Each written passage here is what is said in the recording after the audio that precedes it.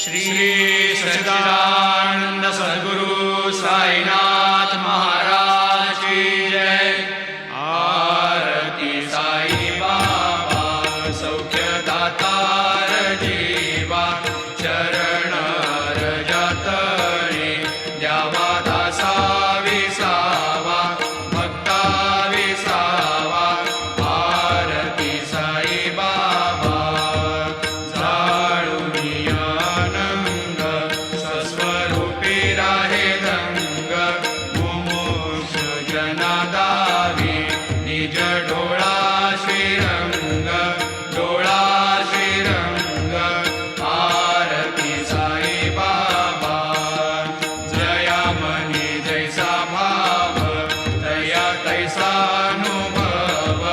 दाविसी दया घना ऐसी तुझी माव, तुझी माव। आरती साई बाबा तुमचे नाम ध्याता, अरे संस्कृती व्यथा। अगाध तव करणी मार्ग दाविसी अनाथा, दाविसी अनाथा। आरती साई बाबा कलियुगी अवतार, सगुण परब्रह्म साचार। अवतीर्ण झालासे स्वामी दत्त दिगंबर, दत्त दिगंबर। आरती साई बाबा 8 दिवसा गुरुवारी, भक्त करी तिवारी। प्रभु पद पाहावया भव भय निवारी, भय निवारी। आरती साई बाबा माझा निज द्रव्य ठेवा, तव चरण रज सेवा। मागणीची आता तुम्हा देवादिदेवा, देवादिदेवा। आरती साई बाबा इच्छित दिन चातक, निर्मल तोय निज सुख। पाजावे माधवाया सांभाळ आपुली भाग, आपुली भाग। आरती साई बाबा सौख्यदातार जीवा, चरण रजतळी द्यावा दासा विसावा, भक्ता विसावा। आरती साई बाबा शिर्डी माझे पंढरपूर, साई बाबा रमावर, बाबा रमावर। साई बाबा रमावर शुद्ध भक्ती चंद्रभागा, भाव पुंडलिक जागा, पुंडलिक जागा। भाव पुंडलिक जागा याहो अवघे जन, करा बाबाशी वंदन, साईशी वंदन। करा बाबाशी वंदन, गणू म्हणे बाबा साई। भाव पाव माझे आई, भाव माझे आई, भाव पाव माझे आई। घालीन लोटांगण वंदीन चरण, डोळ्यान पाहिन रूप तुझे। प्रेमी अलंगिन आनंदी पूजिन, भावे वाळीन म्हणे नमा। त्वमेव माता पिता त्वमेव, त्वमेव बंधु सखा त्वमेव। त्वमेव विद्या द्रविणं त्वमेव, त्वमेव सर्वं मम देवदेव। कायेन वाचा मनसेन्द्रियैर्वा बुद्ध्यात्मना वा प्रकृतिस्वभावात् करोमि यद्यत् सकलं परस्मै नारायणायति समर्पयामि। अच्युतं केशवं रामनारायणं कृष्णदामोदरं वासुदेवं हरि श्रीधरं माधवं गोपिकावल्लभं जानकीनायकं रामचन्द्रं भजे। हरे राम राम राम हरे हरे, हरे कृष्ण कृष्ण कृष्ण हरे हरे। श्री गुरुदेव दत्त अनंता तुला ते कसे रे स्तवावे, अनंता तुला ते कसे रे नमावे। अनंता मुखाचा शिणे शेष गाथा, नमस्कार साष्टांग श्री साईनाथा। स्मरावे मनी त्वत्पदा नित्य भावे, पुरावे तरे भक्तीसाठी स्वभावे। तरावे जगातारुणी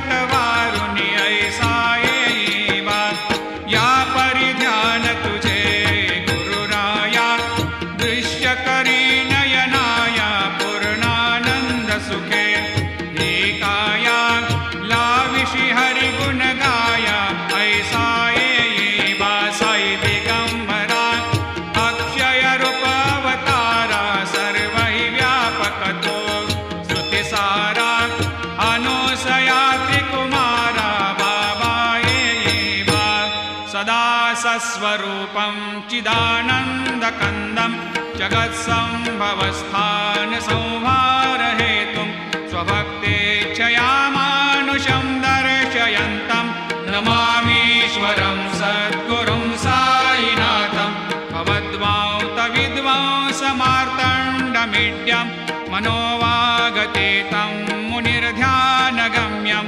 जगद्व्यापकं निर्मलं निर्गुणत्वां नमामीश्वरं सद्गुरुं साईनाथं भवाम्भोधिमग्नार्दितानां जनानां स्वपादाश्रितानां स्वभक्तिप्रियाणां समुद्धारणार्थं कलौ सम्भवन्तं नमामीश्वरं सद्गुरुं साईनाथं सदा निम्बवृक्षस्य मूलाधिवासात् सुधास्राविणं तेक्तमप्यप्रियन्तं तरुं कल्पवृक्षाधिकं साधयन्तं नमामीश्वरं सद्गुरुं साईनाथं सदा कल्पवृक्षस्य तस्याधिमूले भवद्भावबुद्ध्या सपर्यादिसेवां नृणां कुर्वतां भोक्तिमुक्तिप्रदन्तं नमामीश्वरं सद्गुरुं साईनाथम् अनेकाश्रुता तर्क्यलीलाविलासै समावेशकृतेशान भास्वत्प्रभावम् अहं भावहीनं प्रसन्नात्मभावं नमामीश्वरं सद्गुरुं साईनाथं सतां विश्रमाराममेवाभिरामं सदा सज्जनैः संस्तुतं सन्नमद्भिः जनामोददं भक्तभद्रप्रदन्तं नमामीश्वरं सद्गुरुं साईनाथम् अजन्माद्यमेकं परब्रह्म साक्षात् स्वयं सम्भवं राममेवावतीर्णं भवद्दर्शनात् सम्पुनीतप्रभोऽहं नमामीश्वरं सद्गुरुं साईनाथम् श्रीसाईश कृपानिधेऽखिलनृणां सर्वार्थसिद्धिप्रदा युष्मत्पादरजप्रभावमतुलं धातापि वक्ता क्षमः सद्भक्त्या शरणं कृताञ्जलिपुट सम्प्रापितोऽस्मि प्रभो श्रीमत्साई परेशपादकमलान् न्यान्यच्छरण्यं मम सायिरूपधर रागोत्तमं भक्तकामविबुधद्रुमं प्रभुं माययोपहतचित्तशुद्धये चिन्तयाम्यमर्निशं मुदा शरत्सुधांशो प्रतिमं प्रकाशं कृपातपत्रं तव साईनाथ त्वदीयपादाब्जसमाश्रितानां स्वच्छायया तापमपाकरोतु उपासनादैवत साईनाथ स्तवैर्मयोपासनिना स्तुतस्त्वं रमेन्मनोन्मे तव पादयुग्मे भृङ्गो यथाब्जे मकरन्दलुब्धः अनेकजन्मार्जितपापसंशयो भवेद्भवत्पादसरोजदर्शनात् क्षमस्व सर्वान्धपरान्धपुञ्जकान् प्रसीद सायेश सद्गुरोदयानिधे श्रीसाईनाथ चरणामृतपोतचित्तास् सत्पादसेवनरतः सततं च भक्त्या संसारजन्यदुरितोर्धवनिर्गतास्ते कैवल्यधाम परमं समवाप्नुवन्ते स्तोत्रमेतत्पठेद् भक्त्या यो नरस्तन्मना सदा सद्गुरो साईनाथस्य कृपापात्रं भवेद्ध्रुवं रुसो मम प्रियाम्बिका मजवरी पिता हि रुसो मम प्रियाङ्गना प्रियसुतात्मजा हि रुसो भगिनी बन्धु हि श्वशुरसासुबाई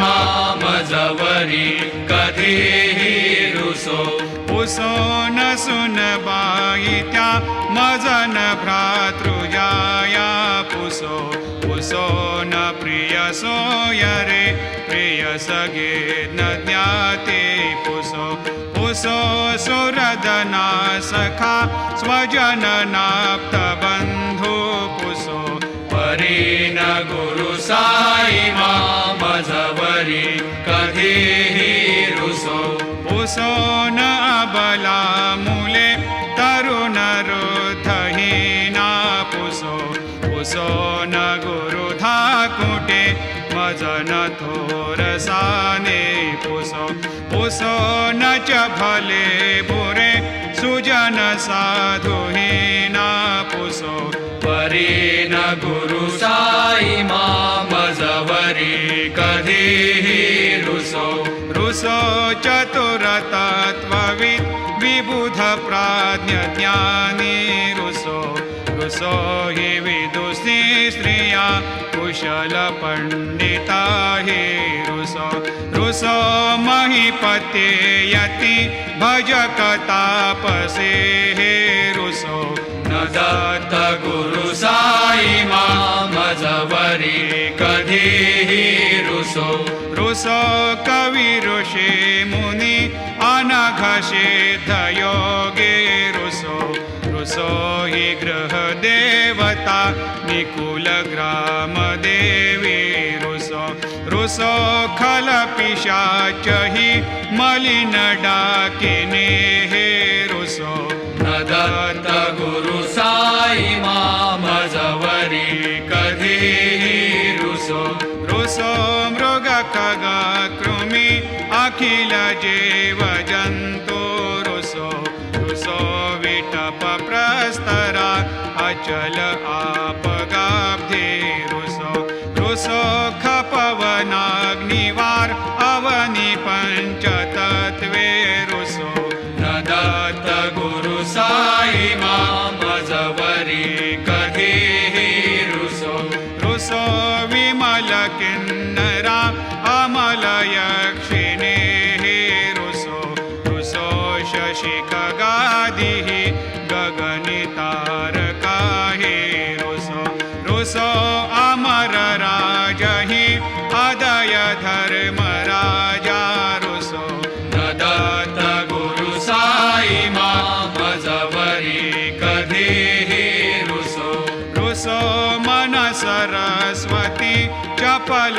चेतते हे रुसो रुसो वपुदिशाखिला कठिन काल तो हे रुसो रुसो सकल विश्व हि मयि तु ब्रह्म गोलं रुसो न दत्त गुरु साई मामजवरी कधीही रुसो विमूढ मनुनी हसो मजन मत्सरा हेडसो पदाभिरुचि उल्हसो जनन कर्दमीनापसो न दुर्गधृतीचा धसो अशिव भाव मागे खसो प्रपंची मन हे रुसो दृढ विरक्ती चित्ती ठसो पुणाची घृणा नसो न च स्पृहा कशाचे असो सदैव हृदयी वसो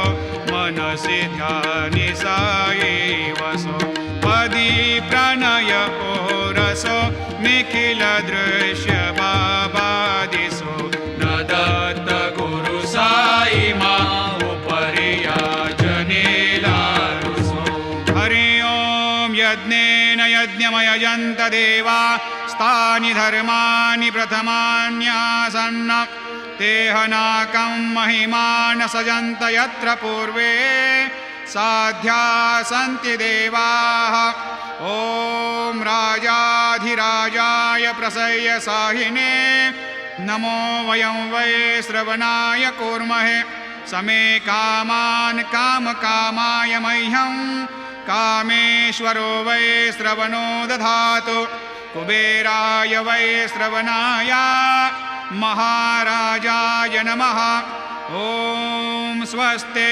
साम्राज्यं भोज्यं स्वराज्यं वैराज्यं पारमेष्ठ्यं राज्यं महाराज्यमाधिपत्यमयं समन्तपर्याधीशात् सार्वभौमः सार्वायुषान्तादापरार्धात् पृथिव्यै समुद्रपर्यन्ताया एकराळिति तदप्येष श्लोकोऽभिगीतो मरुतः परिवेष्टारो मरुतस्यावसङ्ग्रहे आवीक्षितस्य कामप्रियैर्विश्वे देवा सभासदैति श्रीनारायण वासुदेवाय सच्चिदानन्द सद्गुरु साईनाथ महाराज की जय। करचरणकृतं वा कायजं कर्मजं वा श्रवणनयनजं वा मानसं वा अपराधं विहितमविहितं वा सर्वमेतत्क्षमस्व। जय जय करुणाब्धे श्री प्रभो साईनाथ श्री सच्चिदानंद सद्गुरु साईनाथ महाराज